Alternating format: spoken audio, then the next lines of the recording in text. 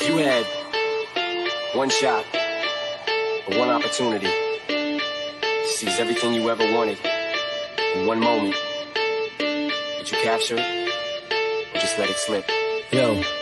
His palms are sweaty, knees weak, arms are heavy. There's vomit on his sweater already. Mom's spaghetti, he's nervous, but on the surface he looks calm and ready to drop bombs. But he keeps on forgetting what he wrote down. The whole crowd goes so loud, he opens his mouth, but the words won't come out. He's choking how? Everybody's choking now. The clock's run out, time's up, over, loud. Snap back to reality. Oh, there goes gravity. Oh, there goes rabbit. He choke. He's so mad, but he won't give up. Daddies, he know he won't have it. He knows his whole back to these ropes. It don't matter, he's dope. He knows that, but he's broke. He's so stacked that he knows when he goes back to this mobile home, that's when it's back to the lab again, yo. This old rhapsody better go back to this moment and hope it don't pass him. Listen, we can talk about the flag, but let's talk about... Wait.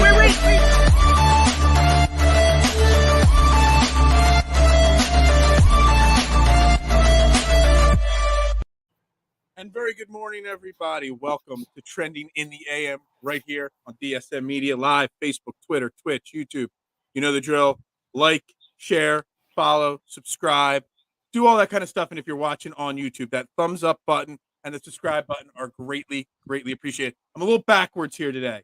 I don't know. My computer won't charge today, so I'm on my backup laptop this way. I'm looking. I can hear the birds chirping in the background with Dylan there. I love it. Good morning, Dylan. How you doing today? What's going on, Phil? I'm sorry I had to come in and save the day for you. I know. I don't know what's going on. There seems to be a problem every single morning now with me. I'm like the most unorganized podcast host there is in the world now. Yeah, man. But I am currently in Bartonsville, Pennsylvania. If anyone knows where the hell that is, Bartonsville, Pennsylvania, Phil. But it's a good time. But had to jump on so we could talk some Phillies and whatever else you have on the slate. Yeah, we got a jam-packed show today. So everybody, we got Phillies. We're going to start with some Phillies talk. They take 2 out of 3 of the Cardinals. We obviously didn't have a show yesterday because of the 4th of July. So we're going to get into the Phillies and their Cardinals series, what's coming up against the Nationals. And we got Kevin Stringer II. He's a client over at Pro Level Sports Agency. He's supposed to join us at 9 a.m., talk about his football journey. And he's a quarterback. So we're going to get into a little football talk with him and a little Jalen Hurts talk as well. So looking forward to that part of the show as well. So make sure you stay tuned for that. But yeah, excuse me. So Dylan, Phillies take 2 of 3 against the Cardinals, which was really important after dropping 2 of 3 against the Braves. Not without some problems because Ranger Suarez now joins Zach Eflin on the IL. So we're now down 2 starting pitchers now. So there's a lot going on there with the Phillies. But initial thoughts of them being able to take, no matter all the problems, Bryce Harper, you know, the injuries to the starting pitching, everything going on, being able to take 2 or 3 against a really good Cardinals team, it's got to be a really big emotional win for that team, right? Oh, it's a huge morale booster. Something that I didn't think was going to happen when I was watching the Braves series play out. And just last week, I'm sitting here thinking to myself, man, they lose. They take 1 of 3 versus the Braves, right? Mm-hmm. If they somehow – like I figured they'd maybe take 1 of 2 versus the Cardinals. Mm-hmm. And then you're looking at probably 3.5, 4 games out of that wild card spot where when you're missing Bryce, you couldn't afford to lose ground. What do we keep talking about, Phil? You have to tread water. Well, what does that mean? That means staying basically where you're at, not losing ground in 6 days, right? Right. Well, they do the opposite of that. They're no longer 3 games out, 2.5 games out. They're 1 game out of a wild card spot behind St. Louis right now, with a big series in St. Louis coming up this weekend. And not to mention, while the Phillies get to play the Nationals now, St. Louis gets 3 more against the Braves in Atlanta. So by the time we get to St. Louis, the Phillies could be in a wild card spot, gaining ground, ahead of the Cardinals rather than treading water, as we keep saying. But it was everything for this team to take 2 of 3. Obviously, losing starting pitching. When the Phillies couldn't even afford to lose 1 starting pitcher, they're now down 2 starting pitchers. All that tells me is that Dombrowski has to be on the phone now. He cannot wait a few more weeks to get busy by the trade deadline and bring in some help. He has to be on the phone now. At least bring in 1 starter in the next week or so. Hopefully, it can't be a starter like last year's big moves. No, for the season was bringing in Chase Anderson and Matt Moore. That's my fear. Dombrowski's got 2 moves as the GM. He either goes for a gusto move and trades 3 top-tier prospects for, an elite player, Frankie or Montes. or he goes out and gets, these bums off the scrap Right. heap. A He gap doesn't have stop any guy. middle. And you bring up Frankie Montas. Didn't he get hurt? Wasn't he pulled from a start this week You because know, of a he might have. shoulder issue? He might So, have. that's actually really, right up the Phillies alley there. Go get an Yep. injured pitcher.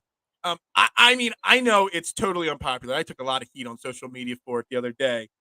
I said let's make the boldest of bold moves, because right now what do we got? What's his name? Chris Sanchez or something like that? I mean, Christopher Sanchez, yeah. yeah, and Bradley Falter in our starting rotation at this moment. Actually, they haven't actually announced Bradley Falter staying in the rotation. He's not actually on the board right now. But I'm saying make the boldest of bold moves. Make a phone call down to Florida and call up Andrew Painter. I know he's only 19 years old. I know that's like something unheard of, having a 19-year-old start a game in the majors. But go get him, or go call Mick Abel, who's in high A now, in Jersey, wherever that's played, and go get one of these young kids. What harm can you do to your? It's either Bradley Falter or Andrew Painter. It's only either Chris Sanchez or Mick Abel. Go make a bold ass move and bring one of those kids up and see what they got. Listen, I'm probably for it. You said what's the worst you could do? I mean, if the kid's in high A still, you could ruin his confidence if he comes up here and gets absolutely shelled.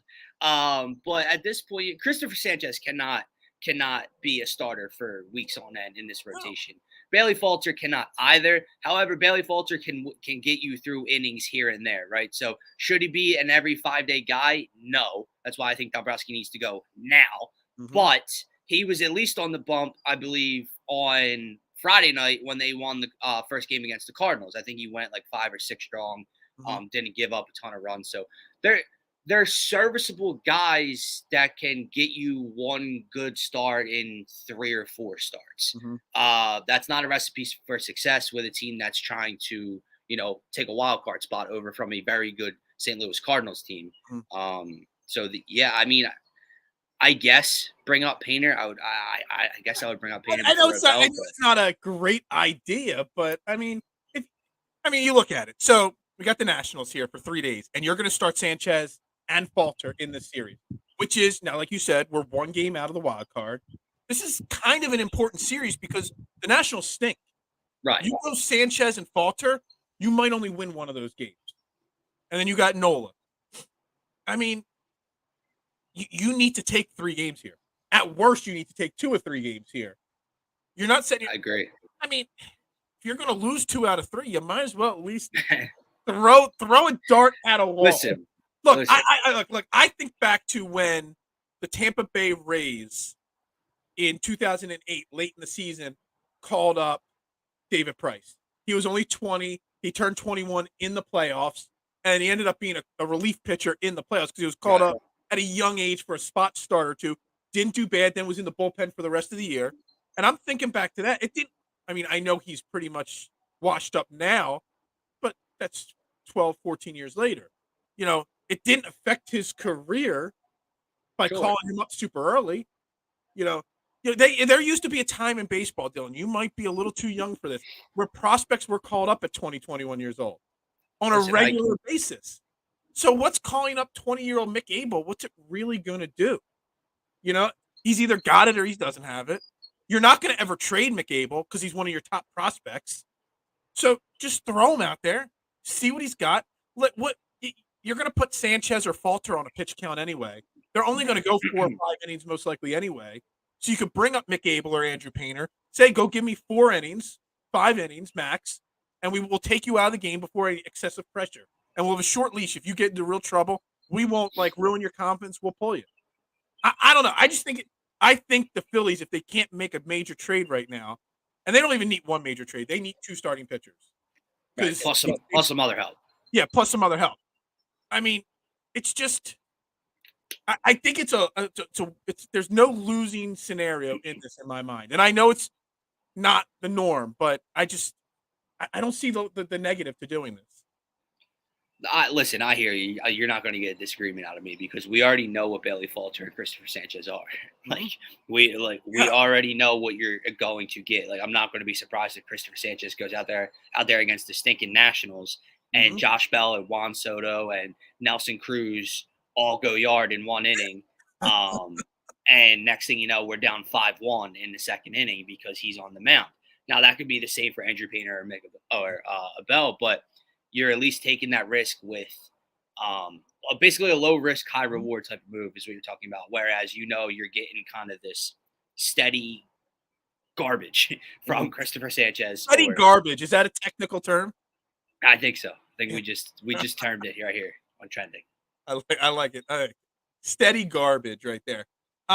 So all right, obviously the pitching's a problem, and right. there is no right answer. I mean, I know everybody wants to talk about Montas, but again, pulled from a start, with injuries or soreness, and there's going to be a dozen teams calling Oakland for him, so it's not like he's going to be a cheap guy to go get. Right.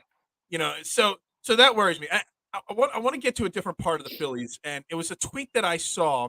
I'm not going to call the guy out because I like the guy. He's a friend of the show's. I've done work with him on his show a few times, but he put out a tweet. One of the games, I don't even remember which game it was this weekend. He put out a tweet, and it just rubbed me the wrong way. And it was great to see the Phillies be able to come from behind again and never give up. At what point is it too much to say, dude, we cannot have to come from behind every single game? Our starting pitching can't put us in the hole. But I think it was after the Kyle Gibson game because he put us in a 5-0 hole and we came back and we lost it. At some point, the starting pitching that is put out there, and at some point, the offense have to take over games early because we cannot constantly come back. And is that a bad attitude to have as a fan, as someone that covers the game, as a team? Hey, yeah, we got down 5-0, but hey, we fought our way back. Eventually, that's a little too much. You can't do that all the time, and it kind of rubbed me the wrong way because it's like a participation trophy type attitude. Right. Hey, we did okay. We tried our best. We didn't fall down and pack in the bags. I want to see that fight to come back from the opening pitch of the game, and it's something that has been rubbing me the wrong way this entire 4th of July weekend because I've been thinking of that tweet nonstop, waiting for the show. Listen, it's fun as a fan, right? If you're at the game and the Phillies are down 5-0 and you watch them come back to the Angels game, look how exciting the end of that Angels game was with the Harper grand slam and the stop walk off. Like that, it's all exciting, and it's nice for the team to have that quality, to have that fight in them when they get from behind, when they're down 4, 5, 6 runs. It's never out of reach, right? However, that's a nice quality to have that cannot become routine. Like that mental hurdle, if you're an offense or if you're the bullpen for the Phillies, that mental hurdle of just here we go again. Like now all the weight is on our shoulders. We have to dig deep and we have to climb back in this game. And even if we score the next 5 runs, it's only tied. We still have to get ahead and keep the lead. And that's just too much to ask of a lineup. It's too much to ask of a bullpen, which lately, I'm sure we'll get into that as well, has been a lot more steady. Than it was, towards the end of Girardi's tenure here. But it's fun. It's nice to see from time to time. It is not something I want to continue to see night in and night out because it's just too much. And Phil, if you're having to do all this in June and July, what's it going to be like in September? If you can get to October, by the time you get there, you're going to be, I know it sounds dumb to say because it's just one bit, like it's a baseball game, but like you might be so exhausted because you have to do this night in and night out by the time you get to meaningful games. That's exactly what it is. Eventually, there's only so many comebacks in your, in a team every year, and you're blowing all your comebacks right now. You get to the playoffs, you're down 4-3 in the 8th inning or 5-0 in the 4th inning in the playoffs, dude. You got nothing left. You can only do it so many times. And you bring up the bullpen. The bullpen has been, I saw a stat since June 1st or June 5th or something like that. They're the 8th ranked bullpen in Major League Baseball right now. So, they are putting together a pretty strong run right now. And that's great to see. I mean, Sir Anthony did blow the game the other night. Not blow, but he gave up a solo home run. Yeah, which is giving up a solo home runs a lot for Sir Anthony because he's been so good. Corey Knebel came in and pitched a clean 9th inning on Sunday. That was really good. Nick Nelson was fire in that series. I mean, who would have thought that we would have ever used the word Nick Nelson and fire in the same, sentence? I So didn't know I would ever hear Phil Stifle use the term fire. Yeah, I use fire. My barbecue yesterday on the 4th of July was pretty fire. Oh, okay. That's where I use the term fire. My laptop's not fire because it's still not working right now. If you see me looking away from the screen, it's because I'm still working on trying to fix my laptop, and it's just flashed battery saver mode on. Consider plugging it in. It is freaking plugged in right now. People. What the hell do you want me to do? I don't know what to tell you. It is plugged in. Don't leave out my guy Brad Hand either, who's been Brad spectacular this year. Hand and spectacular, dude. Man, we're using a lot of really positive positives on the bullpen. Who would have thought all these positives? Hope you're feeling well there, Marky Mark. Hope you're feeling good, buddy. Yeah, I mean, there's a lot of positives to take away. But again, now go ahead. Let me just ask you, how much is it that Thompson has kind of defined this bullpen? There's defined roles. He knows what he wants to do with it night in and night out. Absolutely. To me, that is 110% part of it right there. The Phillies, that was literally all we talked about for the first 2 months of the year. Girardi and undefined roles in the bullpen. And that's a positive. 110%. That definitely helps. I'd still like to see him use Sir Anthony more consistently in that 9th inning role. Not Knievel. I would like to see it. But if you want to take your best closer and just put him in the first high leverage situation of every game, I guess I can get behind that because at least he's doing it consistently. There were points during the season where Girardi had Sir Anthony in the 3rd inning of a blowout, and then the 8th inning of a close game, and then the 5th inning to get one out. You know what I mean? At least now he knows when, 5th, 6th, 7th, 8th inning. We got 2 guys on, no outs, and we need to get out of a jam. Sir Anthony, that's your role. And I'm okay with that. And I haven't paid close attention to it, but I'm curious to know if Thompson has stopped that dumb 3-day rule. Where I haven't really noticed it one way or another, but we really, I guess I can go box score by box score, but yeah, well, that might take a little while. Yeah, that might take me a little while on my draining battery right here. Look, it definitely comes down to the fact that Rob Thompson is defining roles, and that's making a major difference. It's helping a lot, and it's positive. Who would have thought even 3-4 weeks ago that the bullpen would not be something we're talking about needing to fix the rest of the season? I know. Might, if you go get one really good starting pitcher and then figure out the other 3 guys, which 2 are going to stay in the rotation. Hell, if you go get one really good starting pitcher and you can move Ranger to the bullpen or Kyle Gibson to the bullpen or Zach Eflin to the bullpen, now all of a sudden you might be even – I guess you'd move Ranger Suarez to the bullpen because he's done it before. Now your bullpen's even deeper. So the bullpen might turn out to be not the problem for this team. It might turn into being what I said at the start of the season. Starting pitching. And, yeah, we'll see. I'm really concerned, Dylan, really concerned the next 3 games having Sanchez and Falter in 2 of the 3. I won't lie to you. Going 3-3 against the Braves and Cardinals, to me, that's a win. But if we come out and go 1-2 against the Nationals, which I'm fearing right now, it's a complete waste. I don't think that's going to happen. I think at minimum they take 2 of 3, but it is tough. It is tough to picture a future where they win both games with Christopher Sanchez and Bailey Falter. The only glimmer of hope you can hang your hat on right now, Phil, is that it is against the Washington Nationals. Yep. And correct me if I'm wrong. We're in Citizens Bank Park now. We are. We're at the bank. Yes, absolutely. We're home. And the Nationals, we don't have Falter actually listed on Thursday as the starter, but neither do the Nationals have a starter listed because they've got some issues with their pitching as well. Real quick, I want to get to the offense a little bit here. The offense was the last 4 games, 14 runs against the Braves on Thursday, 5, 6, and 4. So still hitting the ball. And Derek Big Piece Hall. I see a lot of people putting side by side his swing against Ryan Howard, the big piece. Man, that guy came up and hit a ton of home runs this past week. But I want people to pump their brakes on Derek Hall. Is it okay to say that? It is, but can I say one positive thing? Can I say one positive thing about him? I like him, dude, because you mentioned the swing, And he's like this. Listen, I know we have Bryce Harper and we have Kyle Schwarber, who's the NL leader in home runs. So it sounds crazy to say this, but when I watch him swing, it's so ferocious, but it's so clean. It's the same swing every time. Yeah. And it's like if this dude makes contact every at bat, I feel like he can put one over the right field fence.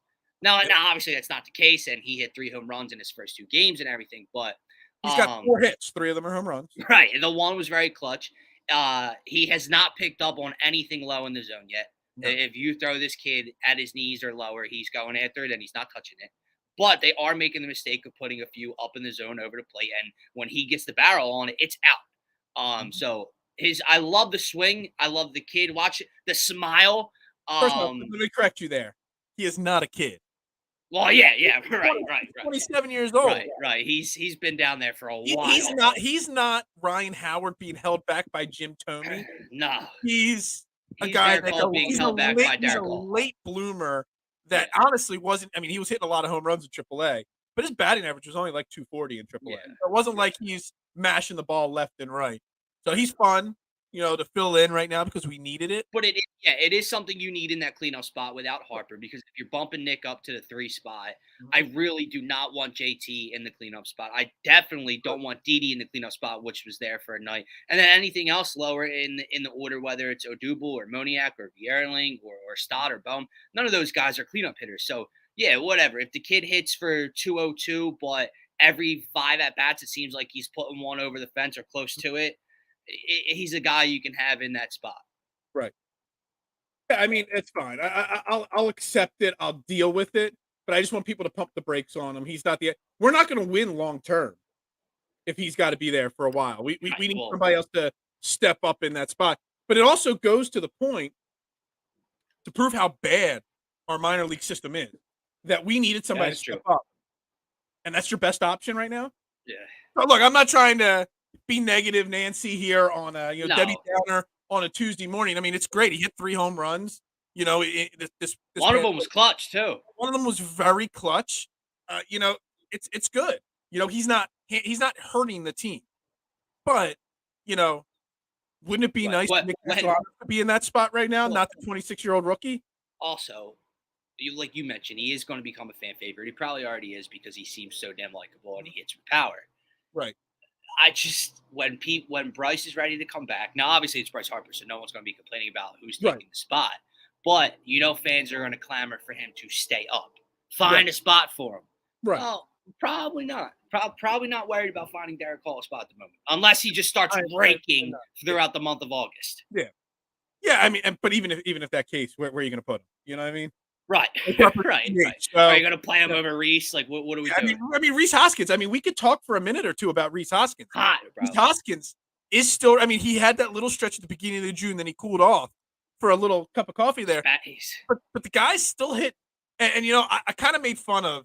I forget who it was. Again, this laptop. I can't even bring up my stats right now. So I'm running blind here. But someone brought up the fact that Rhys Hoskins always is a slow starter, but then by the end of the season, he's always got a plus 800 OPS. You know what I mean? He always ends up in the same spot. And it's because he gets hot in the middle of the season like this and all, and whatever. And I was like, yeah, but you know what? That doesn't justify him being so bad at the start of the season. But you know what? We're seeing it again. When I did my research, he was about 830 right now, OPS. The guy gets hot. And when he gets hot, I think he's up to like 17 home runs right now. I mean, it's insane that he's having, and he's more important at this moment to this team than Nick Castellanos is. Yeah, I saw a stat earlier. That's scary. It is, and I saw a stat earlier that I think it was his OPS is about 170 points higher than Castellanos is at the moment. I think Castellanos has 8 home runs this year. Yeah, he's got 8 home runs, and we're in July. Dude, he's got 70. Look, Castellanos to me was never going to be a 35 home run guy. No, like he was. Yeah, I get that. 5 home run guy. A lot of doubles, but he was going to drive. I really was hoping for 100 RBIs from the guy. Right. I think he's got 41 at this point. Yeah. So he's probably on pace for 85 RBIs. I still firmly believe it's like I love him as a ball player, dude, and I firmly believe there is a spark coming. I know we thought the 4-hit day was going to be one. Yeah. I know, I get that, and then the next day he came out and went like 0 for 5. Right.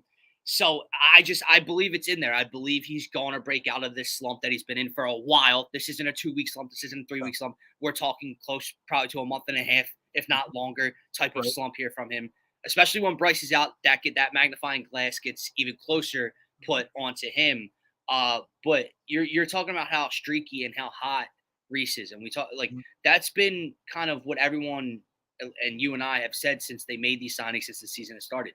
This team, this lineup is going to be incredibly streaky. Well, guess what, Phil? With Bryce out, you need it to be. So if JT's starting to heat up a bit at the moment as well. So if JT gets it going, we know what Schwarber's been doing. If Reese gets it going, even if Castellanos is going 1 for 4 or not, you're still finding a way to win ball games with what the other three are capable of doing. If he gets started, you're in every damn ball game. Right. So he's definitely the missing piece. Last time I was on your show, we talked about that. So it's becoming a segment at this point. Yeah, it is. And I think I don't know if it was with you or somebody else. Is the playing every day in right field the problem? Yeah, we did talk about that. Yeah, with you, yeah. and I still see that because I think he actually DH'd the day he went 4 for 5. I think you're right. So playing every day in right field. I mean, again, this was Dombrowski. Signing 17 guys to play DH/left field, and then having to find places all over the field for him, and then Bryce Harper going down and forcing Nick Castellanos to play right field because of the arm or the shoulder injury. I just don't know if Bryce Harper's not playing. There's got to be a better option in our system than Dirk Hall at the DH and Castellanos in right field, where Castellanos can play DH most days, and then but there isn't a better option, and that's what's the problem right now. I mean, you can't run out Mickey Moniak anymore. You can't be running out Odubel Herrera. They still do. I know if Mark was on right now, Mark would be talking about those 3 balls that Odubel swung at that all bounced in front of home plate. Phil, that was the worst at bat I've seen in a very, very long time. Since the last bad at bat from Odubel Herrera. No, but this one, like he swung at one that went between his legs earlier in this year. He swung at 3 that weren't even close from the time it left the pitcher's fingers. Yeah, it was really bad. And you know what? I really do hope that a day soon he's no longer in this lineup, because I do think Rob Thompson has changed, kind of the culture in this locker room for the time being. And when you see Matt Vierling, and Matt Vierling is not the long-term answer, but Matt Vierling, to me, over the other 2 should be starting most nights in center field. Absolutely. And if you're going to hold everyone else accountable on this team, how the hell do you not hold this dude accountable? I know he went 3 for 4 or 3 for 5 the night that he ended the game against the Cardinals. That doesn't matter. That is so inexcusable. Yeah. With a runner, you were the game-winning run, and that's how you ended the game. You know what's kind of interesting? I talk about accountability and the culture and stuff like that. And look, I was against Matt Vierling. I thought Mickey Moniak deserved the start. He got injured. We see what happened there, how it played out. But Matt Vierling stunk at the beginning of the season. No doubt about it. Right? Yeah. He was terrible. What did he do? He took his demotion like a man. He went down. He worked on his stuff. And guess what happened? He came back better than ever. And I would love to see what the splits are, from when before, he was from before to now. Because I bet you he's hitting 250, 260 now. Just since his getting called up. If you take that first 4 weeks of the season when he was, terrible out of the equation, I would not be surprised if those splits are really, really, larger. He deserves that opportunity. And if you want to, really help that culture, you just get rid of Odubel. Yeah. I don't agree. Can you see like anybody on the Phillies hanging out with Odubel after the game, or not a shot? 4th of July weekend, let's all go. Did you see the images of Bohm and Stott and playing wiffle ball on the beach? Do you see any kid like, oh look, it's Odubel, let's go play wiffle ball with him? No, none of them even probably care. No, so they can just throw at his ankles and he'll swing at it. They're fine. But dude, could you imagine being a kid on the boardwalk or on the beach and strike out? All I gotta do is bounce the ball up there. Yeah, no, that would be. He's the one piece that they should have never brought back. They did. That was a mistake in itself. Yes. But now, like I said, with this new whatever, even if Dombrowski or management isn't going to chalk this one up as a loss and cut their ties with them, if you're Rob Thompson, like I said, you're the one that controls the day-to-day here. Keep him out of sight, out of mind for this Phillies lineup, dude. Like, just keep him on the bench. And if injury's there or whatever, well, then I guess we're back to Odubel. But he's, I don't know, he's a net negative most nights. Yeah, absolutely. All right, so we got the 3 games now. You're saying you're pretty positive the Phillies could take at least 2 out of 3 in this series, right? I'm going to say they sweep. You're going to say they sweep. Okay. But it doesn't matter that Falter and Sanchez. You're saying they're coming out and they're no. I think that the Nationals are that bad, and I don't even know who's on the mound tonight for Washington. I had it up, but the backup laptop. Espino or Espino. I don't know. I know Gray. Gray's a guy that gives us trouble. He's 0-1. So I don't know if he's only thrown 1 start or what. Josiah Gray is 6-5 with a 4.22, and then they, like you said, they don't have their third up yet. But I'm confident in the fact that the Phillies can probably hang 7 runs per night on this Nationals team at home. The ball's flying out of there. Now, that's not to say, like I said, there are some big hitters at the top of the Washington lineup with Nelson Cruz and Josh Bella and Juan Soto. So they could very well give Christopher Sanchez a rough night tonight. But I'm confident that even if Sanchez comes out and starts off with 5 runs, 4 runs early, that the bullpen will be able to hold things down. So I'll go with a sweep. Gotcha. That's awesome. All right. So we're going to transition here. Dylan's going to jump out. Dylan, you have a great day. Enjoy. What's that town called again? Bartonsville. Bartonsville, PA. Never heard of Bartonsville, PA. Yeah, but you have a great day, Dylan, up there in the Poconos, and we'll talk to you later, okay? All right, so we're bringing in our next guest here on the I Have No Sponsor hotline. This is Kevin Stringer II. He's a football player, a client over at Pro Level Sports Agency. We've been bringing these guys on throughout the year, talking about their football journey. Kevin Stringer, good morning, and how you doing today?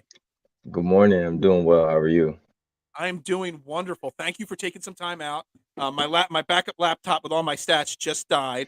So I'm going to try to find everything on my phone here real quick. All the notes I got from Coach Gabe and Vince and all the guys over there about you. Real quick, tell everybody a little bit about yourself, where you're from, where you got your start playing football and stuff like that. I'm originally from the Northern Virginia area, right around the DC area. I started playing football around like 6 years old, playing a little bit of D tackle and things like that. Once I reached about 10, I actually played for the Little League on the military base. My father was Army growing up. So that's when I got my start playing quarterback. Okay, that's awesome. You went to Fort Hays State. I'm guessing that's Division II or Division III. Never actually heard of that. Division II. Is that down there in the DC area as well, or? No, that's actually in Hays, Kansas. Okay. Oh well, how the heck did you get from DC to Kansas? With my father being military, I finished high school in Colorado Springs, Colorado, and graduated from there, and only had schools in the surrounding states. I actually had a school in Massachusetts, Division III, that was recruiting me. But before I played, you were all over the place. You know, were you a Washington? Well, what it was? They were the Redskins back then. Did you grow up as a Washington fan, or did you latch on to any other teams? You know, kids when they grow up and they have to move all over the place, they don't seem to have allegiance to one specific team. Yeah, no, I actually never liked Washington. Good. Yeah, don't say but I'm definitely. You know, you're on a Philadelphia Eagles network, a Philadelphia network. No, I actually, because of Jamal Anderson, I actually grew up a Falcons fan. I used to like to do the Dirty Bird dance when I was little. So, and then when Mike Vick, I was a Virginia Tech fan, and when Mike Vick got drafted, it just solidified that. So you're talking to Eagle. We love our Mike Vick here in Philly too. I mean, Starship number 7 was the catchy phrase when he came to Philly, and got his second chance in life. So second chances. I mean, you played football in college. And you know, from the notes I'm reading here that Vince from Pro Level sent me, you played a little bit of arena ball, and then played a little bit in Romania overseas, and you had a little things, and then COVID hit and kind of stopped that momentum there a little bit. First off, I love when I get to talk to some of the guys that have played overseas. I love to talk about what that was like, going from the States, going overseas to Mhm. play football.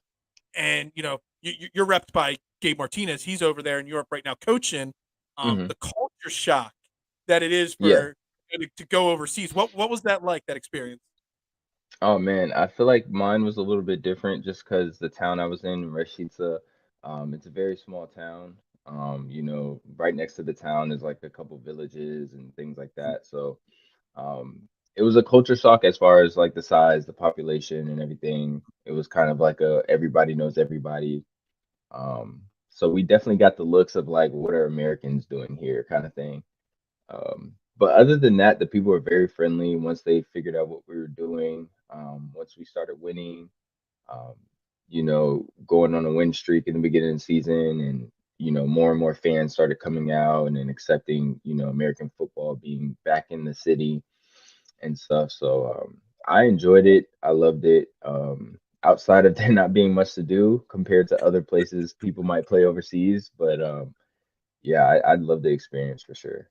What did you think of the different level of competition play? I mean, even like because you played in some of the indoor arena leagues as well, Hmm. but at least they were in the States, so the competition's a little different. Hmm. I was chatting with Coach Gabe the last time when he left for Europe, and he was just talking about. I mean, obviously there's a little bit of a difference because there's only so many Americans allowed on each team and stuff like that. Yeah. You find the competition level, you know, different over there. Yeah, it's definitely different. It's kind of like JV high school, I would say compared to, and it's just because it's new, American football isn't big in Romania as it is in other countries, more west of it, like Germany, Austria, and things like that. So, but the guys are very receptive, like they want to learn, they Mhm. take in all the knowledge, and they will give 100% every time. Yeah. I forget which one of the clients, one of the running backs or wide receivers that is rep by pro level. He was playing overseas, and he's like, "There's only so many Americans allowed on each team." So they look at you guys like you're not just, you know, one of their better players, but you're also like Mhm. looked at as, a teacher on the team. Even like Mhm. your quarterback. I mean, they look to you as the American because it doesn't matter whether you're Michael Vick or Kevin Stringer, you're the Yeah. American for Romania. They perceive you as instantly. It doesn't matter how long you're there. You're the leader. You're the top guy on the team and stuff like that. How did you is that was that similar situation for you? Yeah, absolutely. Not just the top guy on the team, but also having like a good personality.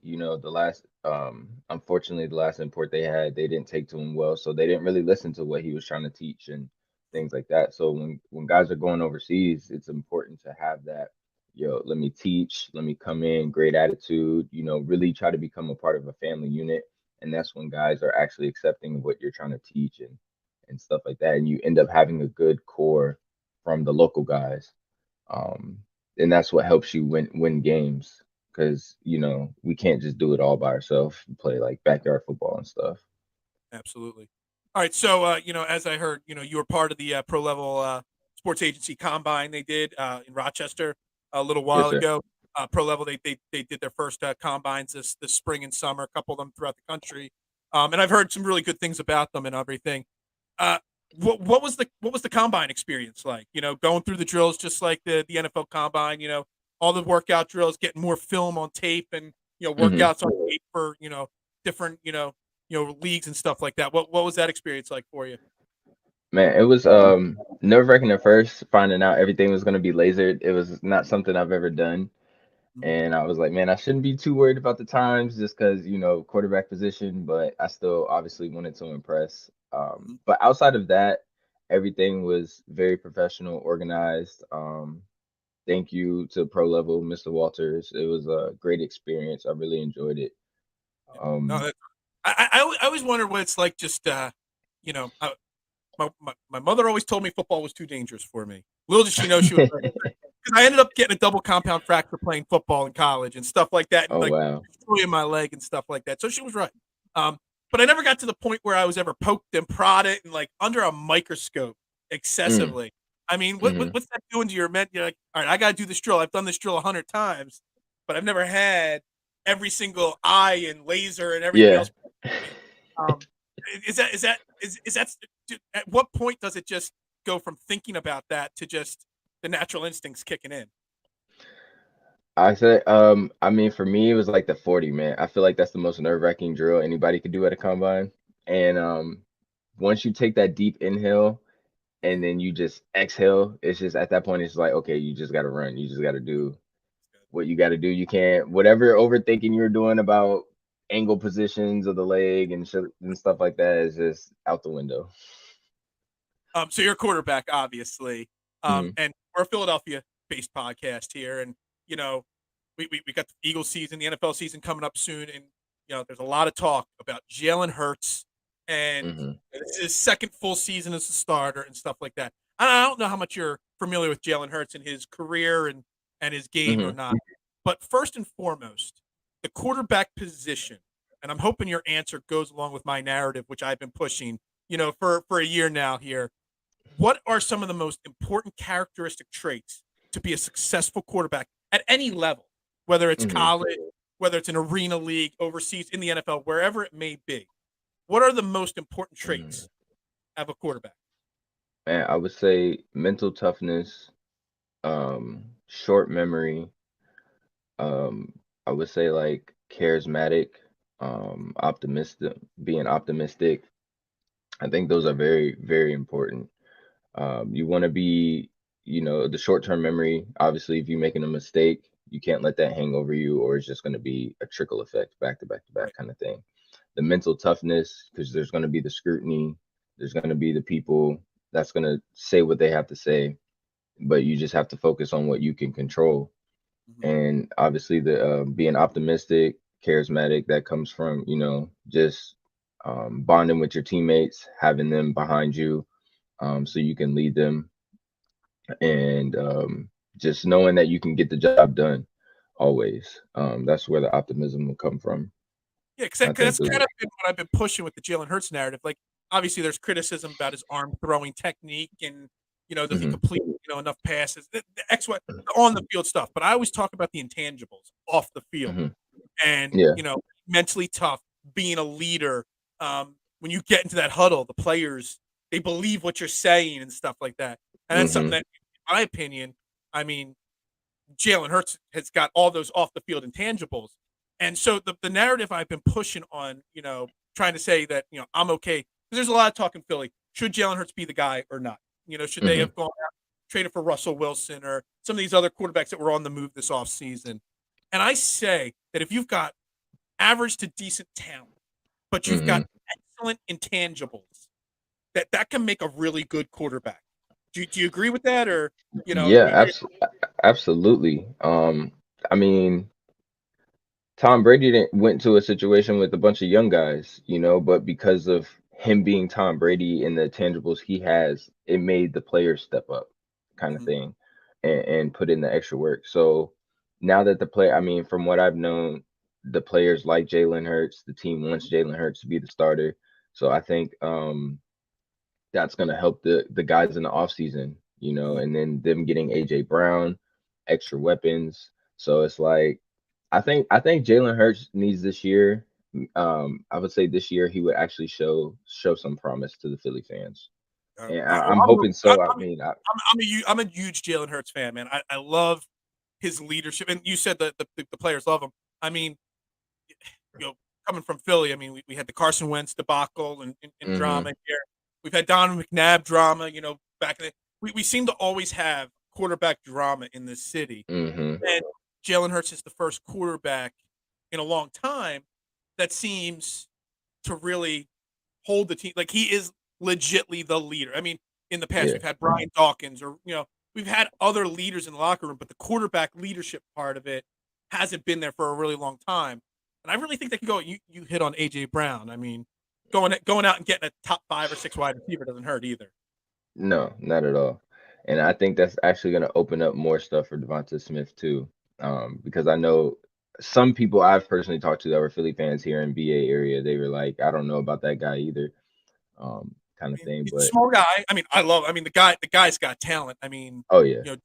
Jalen Hurts could last year threw some balls that were very uncatchable balls, and Devontae Hmm. Smith's ability to go back and get it or just tiptoe Hmm. that out. I mean, ultra talented. I don't think the Philadelphia fans are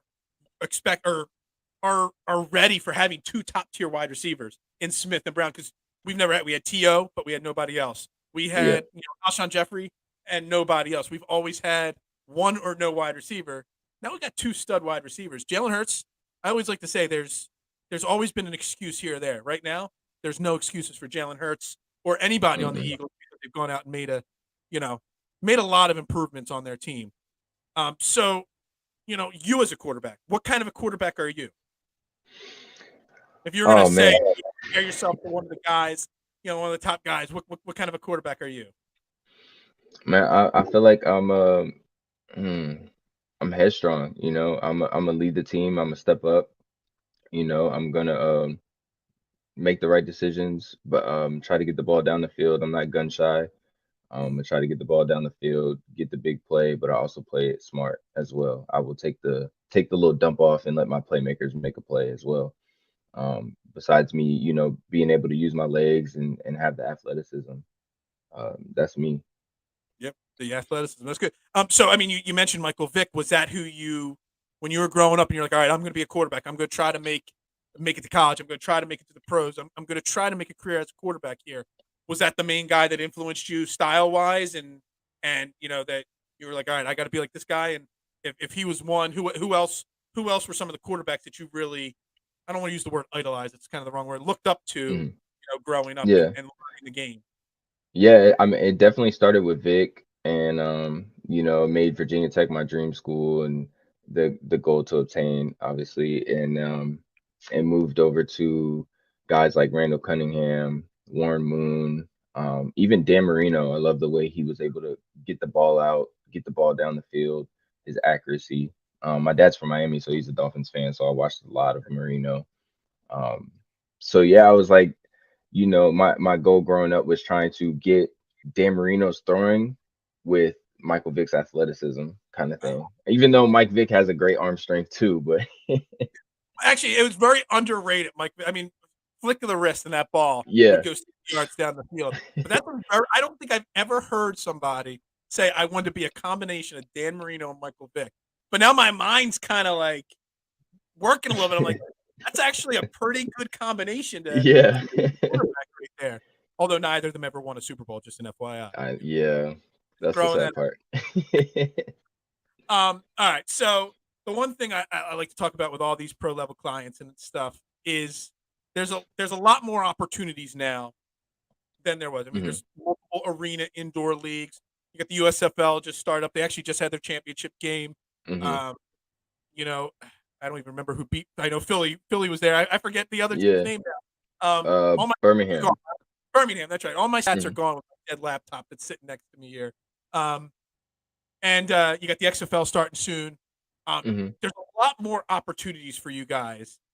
So what's your plan? With your career going forward here. Um, as a gang, just controlling what I control. I got with pro level because I believe they can get the job done with helping me get to another team, a new level. But me, I keep my head down, I work hard. Um, just controlling what I control, keep working on technique, um, getting well in the weight room, keeping my body healthy and things like that. And when the opportunity comes, just continue to ball out, get the film to show I can get the job done, and just hopefully just keep moving up. I mean, so I've talked, like I said, I've had probably 7, 8 guys from pro level, and they all give me different answers on this. Mhm. I mean, you've played a little bit of the indoor arena leagues, you've played overseas. Do you have a preference? Because some of the guys say that the transition to the indoor league's a little difficult for them, and they'd Mhm. almost rather go overseas to play to get that game Mhm. film. Then, do you have a preference one way or the other, or did you transition pretty easily from arena to outdoor, back to arena, whatever it may be? Mhm. The transition is a little bit harder, just because the field is more condensed. But I feel like indoor is a little bit easier with reading because there's only so many coverages that can be done compared to outdoor. So I just feel like as quarterback, it could be a little bit easier to pick apart the defense. Um, But growing up and just always playing outdoor, I think I'm an outdoor guy overall. But I do not mind indoor at all. I just think it's great now that more and more of these leagues are popping up and giving a lot of guys like yourself the Mhm. opportunity to continue the journey. And look, not everybody's going to be a Tyler Henneke or a PJ Walker and Mhm. make it to the NFL, but there are now more opportunities for that to happen. Yeah, So absolutely. you know, I mean, is that still the goal? Is that still the goal to get to the ultimate dream? Hey, Get yeah, if it's possible, I would definitely love that. Like guys always say, right? They just need the opportunity, they just need the chance. So I'm hoping that that door is still open, and I'll be able to step through that door and show what I got. Hey, look, the pro level guys, they've gotten a lot of guys. I think they had a couple guys playing in the USFL. I know they got the guys that are involved with the XFL as well. So hey, Hmm. that's a step right there. You get into one of those leagues. I mean, the sky's the limit from that point right there. Um, Absolutely. so what do you have on the immediate future? Do you have any any, uh, any leagues or teams you might be interested in playing with in the immediate future here? Immediate future, hoping to get some indoor things coming through, or higher leagues in Europe. Couple countries looking at. So hopefully those things come through, and I'll be able to be back in the field in 2023. Yeah, that's good. I mean, like I said, we said at the beginning of the interview, COVID really put a damper Hmm. on those European leagues and stuff like that. So as they pick up, Absolutely. that makes it a little bit easier for you as well. All right. Hmm. So anything else you got for me? Anything you want to tell me? Anything to about anything? Oh man. Well, first, I want to say Eagles are definitely a team to look out for next year. I hope Yeah, you I, guys I, have a I good like that. season. You're really good at buttering up. I like you already got the personality part of it down. I like that. Yeah. But other than that, I'm just thankful. I appreciate the opportunity. Thank you for letting me on the show. And again, thank you for Pro Level, for giving me a shot and let me showcase my skills. All right. So again, Kevin Stringer the second. You can find him on Twitter at Kevin underscore Uchaya 41. I got to ask you to sign off as you Yeah. sign off. What's the Uchaya? Because let me tell you something. When I set this interview up with you, I texted Gabe and I'm like, I got this Uh-huh. guy Kevin Uchaya coming on my show, and he's like, who? And then I texted Buddy Walters. I'm like, I got Kevin Uchaya, and he's like, who? So then I texted Vince. He's like, who? Nobody knows who Uchaya is. They're like, you're getting scammed from this guest. Nobody knows who this This guy is is. all right. Uchaya. Here's Wait, the like an idiot. yeah. This is the nerd in me. I'm a big anime fan, so it comes Okay. from the anime show Naruto. It's Okay. a ninja clan from the show, so I put that in there. So yeah, obviously I'm not an anime fan, so that's obvious. Yeah. I even Googled search Kevin Uchaya, and nothing came. I had like no idea what was going on. Everybody's like, "Who's this guy?" And I'm like, "Yeah, Yeah. totally went right over all us old people's head." The whole anime. Obviously, I'm gonna text Buddy after the show and be like, "It was Yeah. all anime related." It's like I don't know what this thing's going on here. Again, Kevin, thank you very much for your time. Good Thank luck you. in your future. You got fans here at DSM Media rooting for you. And if you ever want to come on, talk football, anything, you just let us know. We'll get you on here. And good luck with everything going on for you. All right. Absolutely. Thank you. I appreciate it. Thank you very much, Kevin Stringer, everybody. All right, we got him off the screen there. And yeah, I think we're going to wrap the show up a little early there today. Um, Kevin Stringer, great guy. I love talking to these guys about their football journey. Um, a lot. It's got to be difficult. It's definitely got to be difficult with COVID and stuff like that. Going from Europe, going to these arena leagues. But you know what? They have the opportunity. Pro Level Sports Agency gives them the opportunity to get stuff on film. The indoor leagues, everything's picking back up. Get these guys opportunities, and then next year with the USFL and the XFL when it starts, more opportunities. You never know. Maybe Kevin Stringer is the next PJ Walker and gets a shot in the NFL. You never know. Um, but anyway, we're going to wrap up Trending the AM a little early there. I got to figure out what's wrong with this laptop, why it won't charge. I feel very awkward looking in this direction. I'm used to looking in this direction. This direction. You can see the elliptical that I never use right behind me here. Yeah, everybody have a great Tuesday. It was a great episode. Go Phillies tonight with Washington. We'll be back tomorrow morning. We'll have Cole and Jason Voorhees on with me. We'll be talking Phillies. We're going to dive back into NBA free agency. Lots of rumors we didn't get into. The Reggie Bullock rumors, the meeting in the Hamptons, the meeting of the minds, I'm going to call it, in the Hamptons. All that's going on. James Harden's deal is getting closer to being done. We'll see what that looks like. Maybe that'll be done by tomorrow morning. So we got all that to get into. Special shout out to Dylan for joining me this morning for the first half from wherever it is in PA. I still can't remember or name that in town. But we'll have a great day. Everybody have a good one, and we'll talk to you tomorrow right here, trending in the AM. Go Birds.